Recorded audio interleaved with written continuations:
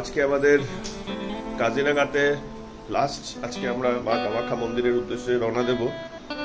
আমাদের রুম মোটামুটি সেট গোছানো হয়ে গেছে, অল্প কিছু জিনিস বাকি আছে। এই কিচেনে আমাদের 1.5 দিন বেশ ভালোই কাটলো বিভিন্ন রান্নাবান্নাতে।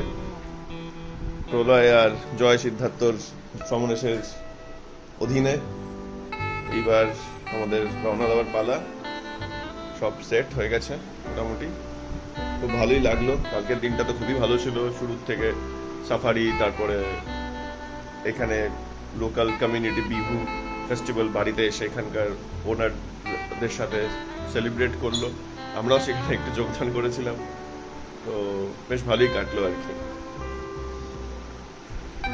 কাছের থেকে এর আগে মানুষে দেখেছি, আর আমাদের ওখানে জঙ্গলে দেখেছি, কিন্তু সেটা অনেক দূরের থেকে।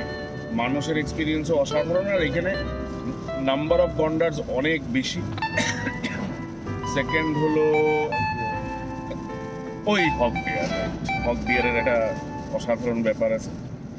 আর যেটা মানে অনেক, আমি 1-2জনকে ফোন করেছিলাম, তারাও মানে সবাই আর কি আফসোস করেছে যে তারা দেখতে পায়নি, আমরা দেখতে পেরেছি। বেশ কিছুটা দূর থেকে হলেও বাঘ দেখা একটা ভাগ্যের বিষয়, সেই ব্যাপারে কাজিরাঙা আমাদের ডিসঅ্যাপয়েন্ট করেনি।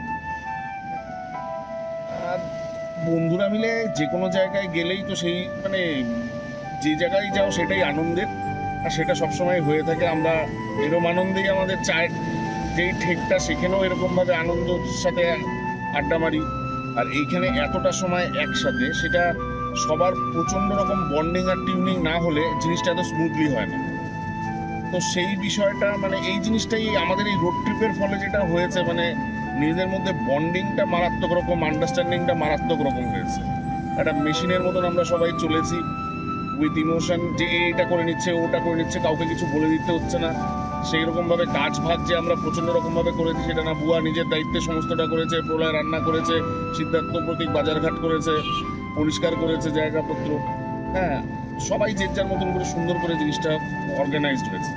আর আজকে মানে বলতে গেলে second last day of the trip, penultimate day, কালকে আলটিমেট ডে। ওর জন্য একটু মন খারাপ। আবার সোমবার থেকে অফিস, রোজমার্রা কি জিন্দেগি, অফিস, তার সাথে অডিটও চলছে, একটা বাজে চাপ। মনটা তো খারাপ, কিন্তু আমার ধারণা কালকে আরো অনেক বেশি খারাপ লাগবে ফেরার সময়। আমার ইনফ্যাক্ট সকালবেলায় মনে পড়ছিল, আমাদের একটা গান বাজছিল, আমি সামনে বসেছিলাম, প্রতীক গাড়ি চালাচ্ছিল, সামনে সূর্য ডুবছিল, প্রতীক বলছিল যে ওই যে রোড ট্রিপের লাস্ট সানসেট। আমার আজকে সকালবেলা উঠেই ওই কথাটা মনে পড়েছে।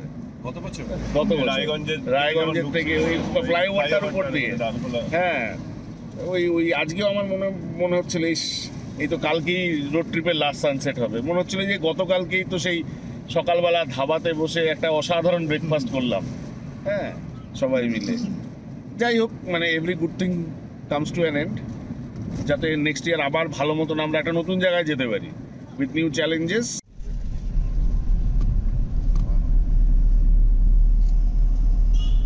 অ্যাকচুয়ালি ম্যানেজের ব্যাপারটা এবার যেটাও বললো, আমার মনে হয় যে এইবার তুলনামূলকভাবে অনেক কম ম্যানেজই করতে হয়েছে।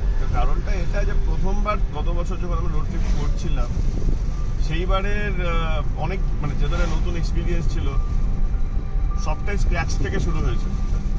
এইবার যেহেতু একটা মোটামুটি আমরা জানি যে কিভাবে হবে কাজ, কিরকম একটা দায়িত্বের মধ্যে থাকে বা কে কি কাজগুলো করে, তো এবং মোটামুটি কি লাগবে আমাদের একটা রোড ট্রিপ করতে, বাজার ফাজার, এগুলো সবই মোটামুটি একটা আইডিয়াই ছিল। তো সেই জন্য যে প্রিপারেশনের জায়গাটা তো অতটা মনে হয় সমস্যা হয়নি। আর সেটা একদিক থেকে খুব ভালো হয়েছে, কারণ এপ্রিল থেকেই মোটামুটি আমি সিদ্ধার্থ ইলেকশন ডিউটি নিয়ে খুব ব্যস্ত হয়ে গেছিলাম।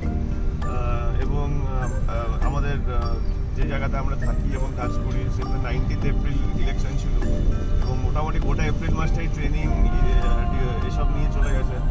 আমরা 19 তারিখে এসে 21 তারিখ 22 তারিখে বেরোলাম, তো একদম হাতে টাইমও ছিল না। তো সেটা যেহেতু আমাদের মোটামুটি একটা ধারণা ছিল যে কি কি জিনিস করতে হবে, তাই এটা হয়ে গেছে। এটা পুরো জয়, প্রলয়, সমরেশ সবাই মিলে যেগুলো কেনাকাটি দরকার এসেন্সিয়াল সেগুলোই করেছে।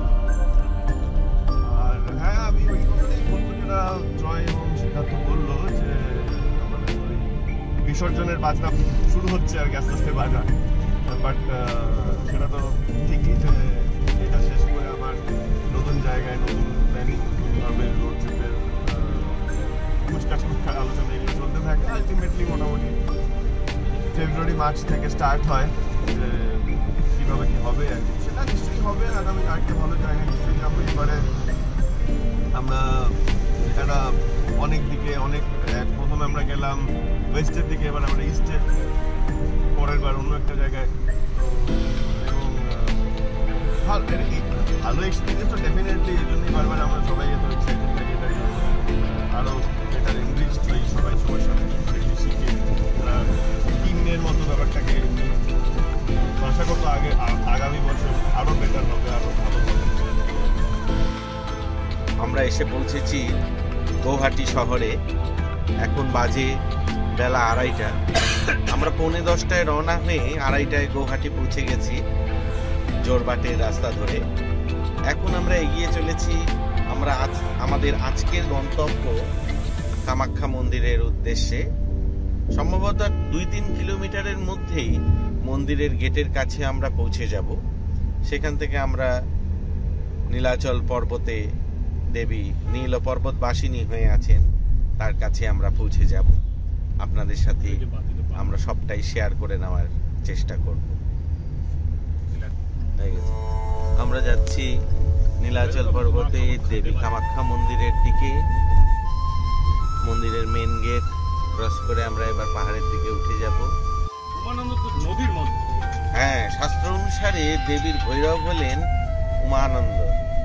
উমানন্দের পারমিশন ব্যতীত দেবী দর্শন বা নীল পর্বত আরোহণ শাস্ত্র বিরুদ্ধ, এবং বলা আছে যে সেই পুজোর কোনো ফল হবে না।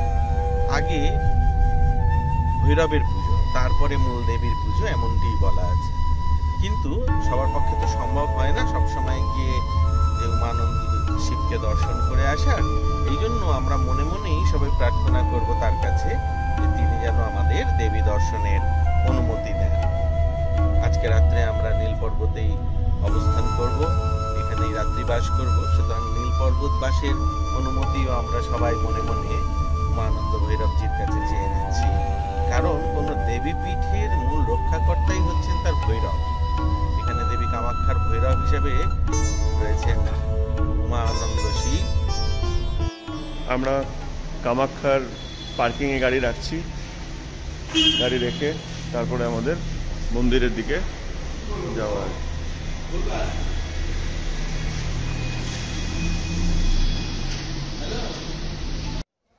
আমরা কামাখ্যা মন্দিরের প্রাঙ্গণে পৌঁছে গেছি। আমরা ওই দিক দিয়ে এসে, এটা হচ্ছে আমাদের যেখানে আমরা থাকছি আর কি। সময়ের অভাবে আর সেভাবে করা হয়নি। আমাদের 4টার মধ্যে আমাদের লাইনে দাঁড়াতে হবে, টিকিট কাটা হয়ে গেছে। ঘরটা জাস্ট একটু দেখিয়ে দিই। এই যে ঘরটা, এখানে আমরা আছি, এখানেই আমরা 5 জন থাকবো। এটাই হচ্ছে ঘর। এখন খুব তাড়াতাড়ি আমাদেরকে রেডি হয়ে লাইনে যেতে হবে, লাইনে দাঁড়াতে হবে এবং মন্দির দর্শন করতে হবে।